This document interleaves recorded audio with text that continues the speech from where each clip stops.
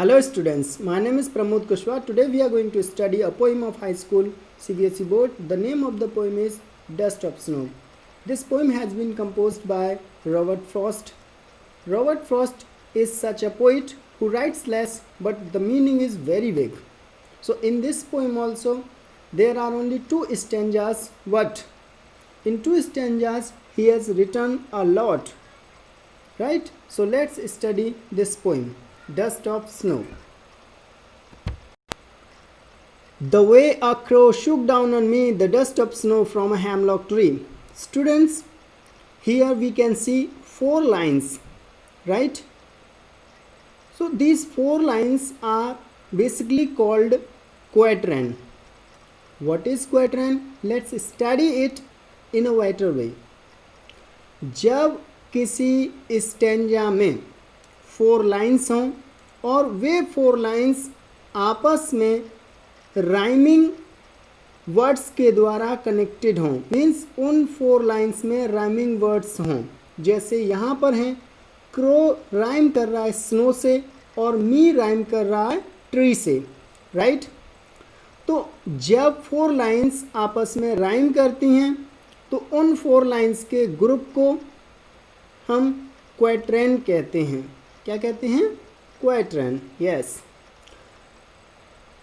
And next thing, क्वैट्रेन में कुछ rhyming scheme हो सकती हैं, जैसे इधर कॉर्नर में यहाँ पर ये 3 राइमिंग स्कीम्स लिखी हुई हैं. तो क्वैट्रेन की फर्स्ट राइमिंग स्कीम है ए ए ए ए. इस ए ए का मीन्स ये है कि हमारी जो अल्फ़ाबेट होती है वो ए से शुरू होती है, आप सभी जानते हैं. देखिए जैसे ये लाइन है फर्स्ट लाइन और इसके लास्ट में आया क्रो, राइट? इसी तरीके से यहाँ सेकेंड लाइन में आया होता स्नो, इस थर्ड लाइन में आया होता थ्रो और इस फोर्थ लाइन में ऐसा ही एक राइमिंग वर्ड आया होता ग्रो. तो आप कह सकते थे first line, second line, third line and this fourth line has the similar word, that is crow, throw, grow, snow. yes, ये वर्ड्स क्या कर रहे हैं? आपस में राइम कर रहे हैं. तो इनका राइमिंग स्कीम होता ए ए ए ए, क्योंकि फर्स्ट राइमिंग वर्ड जो होता है अगर उसी के जैसा कोई और राइमिंग वर्ड मिलता है तो उसको भी हम सेम नंबर देते हैं. हमने इसको नंबर दिया ए तो इसको भी नंबर ए, इसको भी नंबर ए और इसको भी नंबर ए. इस तरीके से हम नंबर ए देते हैं. लेकिन यहाँ पर ऐसा नहीं है. यहाँ पर क्या है? क्रो वर्ड राइम कर रहा है किससे? स्नो से, राइट? तो यहाँ पर ये ए हुआ, फिर ये भी ए हुआ, लेकिन बीच में क्या हो गया? ये डिफरेंट है. जब डिफरेंट है तो इसको अगला नंबर देंगे. अगला नंबर हमारे ए बी सी डी में क्या होता है? बी होता है, इसलिए हमने इसको नंबर दिया बी. और फिर इसी का राइमिंग वर्ड है ट्री, इसको भी हमने नंबर दिया बी. इस तरीके से हमारी राइमिंग स्कीम बनती है A B. Right students, any doubt?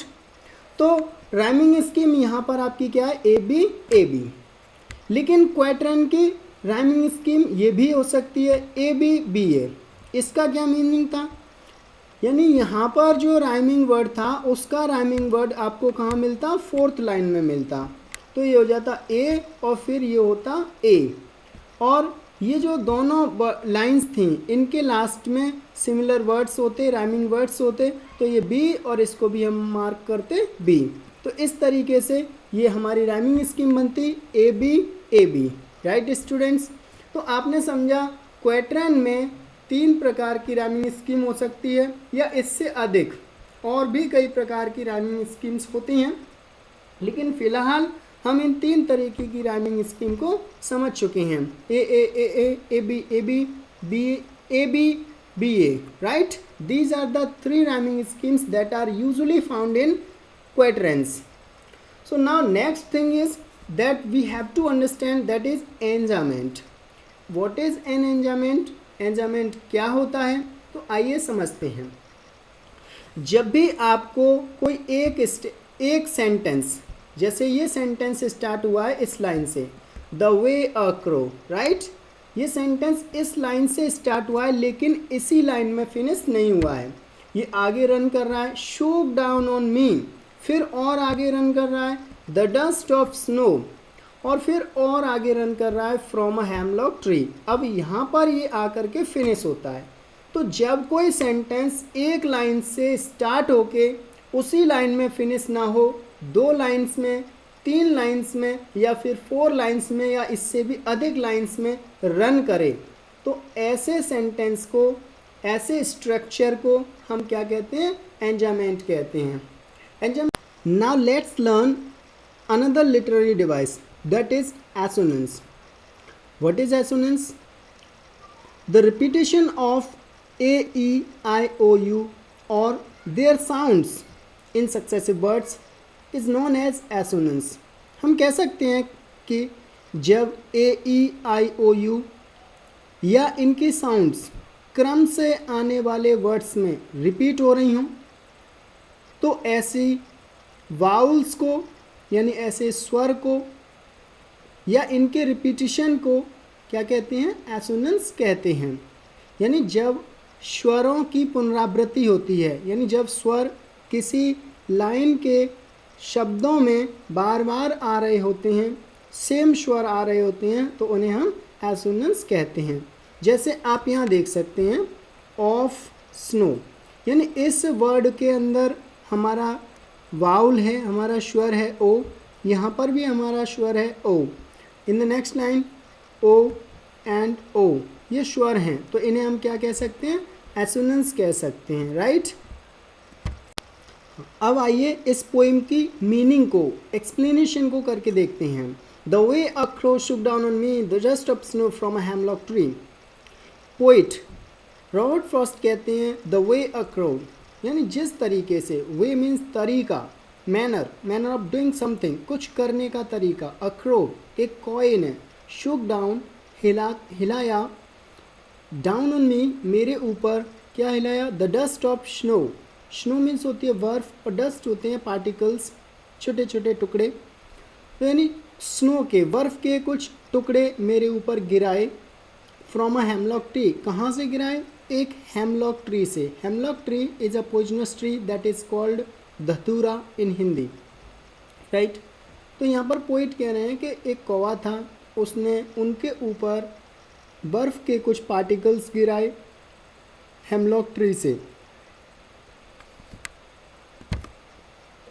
Poet यहाँ पर क्रो और हेमलॉक ट्री के माध्यम से ये बताना चाहते हैं कि उनकी जो मस्तिष्क की कंडीशन थी, means his condition of mind was not good.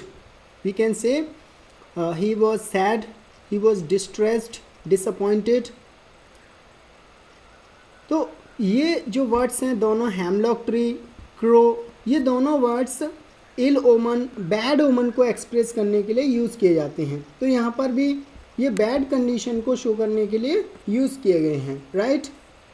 और यहाँ पर नेक्स्ट चीज़ ये भी है कि जो कौए का मैनर है, कि क्या मैनर था, वो एक्चुअली शो नहीं किया गया, एक्सप्रेस नहीं किया गया। ये नहीं बताया गया कि कौआ बैठा हुआ था या कौआ उड़कर जा रहा था या उड़कर आया था, उस डाली पर बैठा था, या उस डाली पर से उड़ कर के कहीं जा रहा था, ऐसा कुछ भी नहीं बताया गया, राइट। तो यहाँ पर सिर्फ ये बताया गया कि जिस तरीके से कौए ने पोइट के ऊपर स्नो के कुछ पार्टिकल्स गिराए, तो अब देखते हैं कि उन पार्टिकल्स के गिरने से क्या हुआ।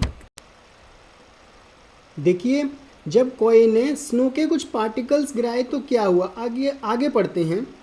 Has given my heart a change of mood and saved some part of a day I had rued. तो देखिए, पोइट के माइंड का जो एक्सप्रेशन था, जो मूड था, वो कम्प्लीटली चेंज हो गया। क्या हुआ? जब स्नो के पार्टिकल्स गिरे तो यहाँ पर पोइट कह रहे हैं क्या हुआ, has given my heart a change of mood, यानी इससे उनका हार्ट बदल गया।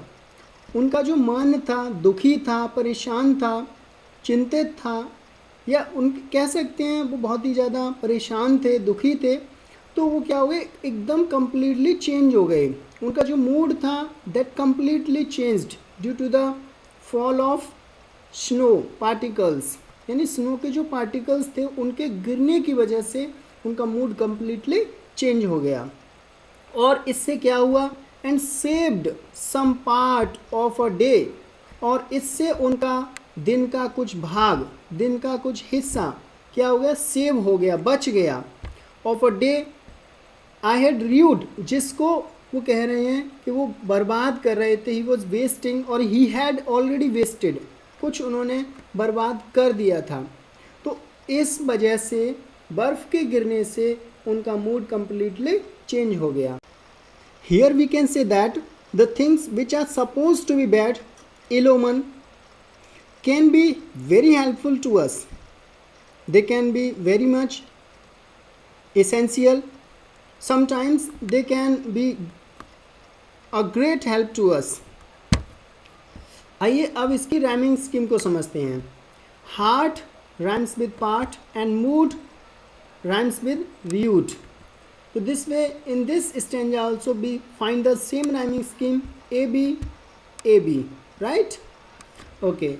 And another literary device that we find here, that is alliteration. What is alliteration?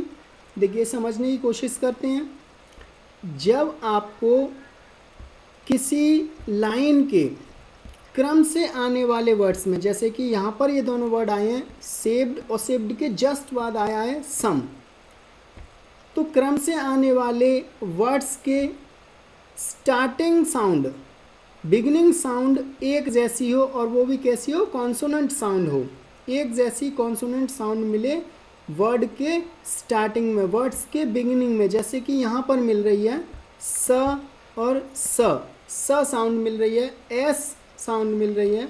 तो आप ऐसे स्ट्रक्चर को, ऐसे प्रोसेस को आप क्या कहते हैं, एलिट्रेशन कहते हैं। Is that clear? And the last literary device that we have to understand, that is consonants, right? This is consonants. Consonants और alliteration दोनों almost equal हैं, but थोड़ा सा difference है। alliteration में consonant sound होती है, और ये तो पढ़ने में ही consonant जैसा लग रहा है, consonants, इसमें भी consonant sound होती है, but alliteration की अपेक्षा इसमें difference ये है कि एलिट्रेशन में तो बिगिनिंग में साउंड होती है, लेकिन कॉन्सोनेंट में जो साउंड होती है वो कहीं भी हो सकती है। जैसे बिगिनिंग में हो सकती है, लास्ट में हो सकती है जैसे यहाँ हेड में है, और मिडिल में हो सकती है जैसे रीड में है, राइट? डे, हैड, रीड, यानी यहाँ पर ड साउंड, यहाँ पर भी ड साउंड, यहाँ पर भी ड साउंड, जो डी से हुई है, डी एक कॉन्सोनेंट है। तो जब कॉन्सोनेंट साउंड वर्ड के बिगिनिंग में, मिडिल में या फिर लास्ट में मिलती हैं तो हम उन्हें कॉन्सोनेंट्स कहते हैं। लेकिन जब consonant sound, same consonant sound words के, कैसे वर्ड्स के, सक्सेसिव वर्ड्स के, यानी क्रम से आने वाले वर्ड्स के स्टार्टिंग में मिलती हैं, बिगिनिंग में मिलती हैं, तो हम उसे एलिट्रेशन कहते हैं। दोस्तों, मैं उम्मीद करता हूँ आपको यह पोएम बखूबी बहुत ही अच्छे से समझ में आई होगी। अगर फिर भी कोई प्रॉब्लम आती है तो आप मुझे कमेंट कर सकते हैं, मैं आपकी कमेंट का ज़रूर ही जवाब दूंगा, राइट? और अगर आपको यह वीडियो पसंद आई हो तो प्यारा सा लाइक दीजिए, और अगर आपने चैनल को सब्सक्राइब नहीं किया है तो प्लीज़ मेरे channel English speaking by Pramod Kushwaha को सब्सक्राइब कीजिए, और अपने दोस्तों को भी शेयर कीजिए, जिससे कि उन्हें भी सीखने का मौका मिले, राइट फ्रेंड्स? और आप अपने सजेशंस भी मुझे कमेंट्स के माध्यम से दे सकते हैं। Thank you very much, have a nice day, take care.